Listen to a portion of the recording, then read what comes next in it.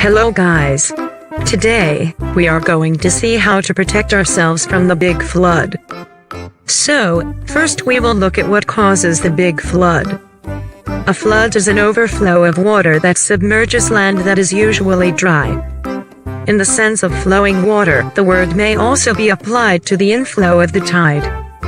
Floods are an area of study of the discipline hydrology and are of significant concern in agriculture, civil engineering and public health.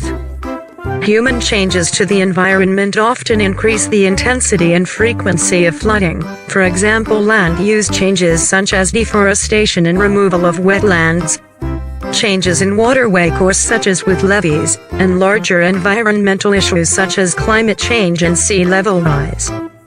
Floods are considered second only to wildfires as the most common natural disaster on Earth. Flooding may occur as an overflow of water from water bodies, such as a river, lake, or ocean, in which the water overtops or breaks levees, resulting in some of that water escaping its usual boundaries, or it may occur due to an accumulation of rainwater on saturated ground in an aerial flood. While the size of a lake or other body of water will vary with seasonal changes in precipitation and snow melt, these changes in size are unlikely to be considered significant unless they flood property or drown domestic animals. Floods can also occur in rivers when the flow rate exceeds the capacity of the river channel, particularly at bends or meanders in the waterway.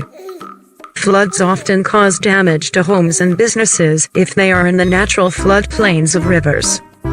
While riverine flood damage can be eliminated by moving away from rivers and other bodies of water, people have traditionally lived and worked by rivers because the land is usually flat and fertile and because rivers provide easy travel and access to commerce and industry.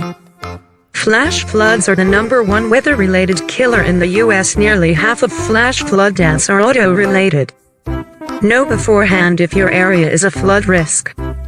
Always listen to the radio and television for the latest information and instructions for your area. Well, let's see how we are going to protect ourselves from such a big flood now. How to defend ourselves before the flood comes first. First, have a disaster plan. Prepare a disaster supplies kit for your home and car. Include a first aid kit, canned food, can opener, bottled water, battery-operated radio, flashlight, protective clothing, and written instructions on how to turn off electricity, gas, and water.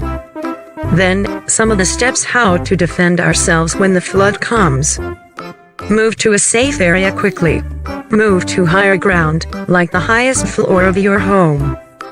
Avoid areas subject to sudden flooding like low spots and canyons.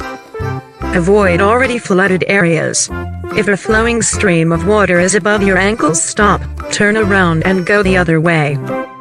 Do not attempt to drive through a flooded road. The depth of the water is not obvious and the road may be washed away. If your car stalls, leave it and seek higher ground.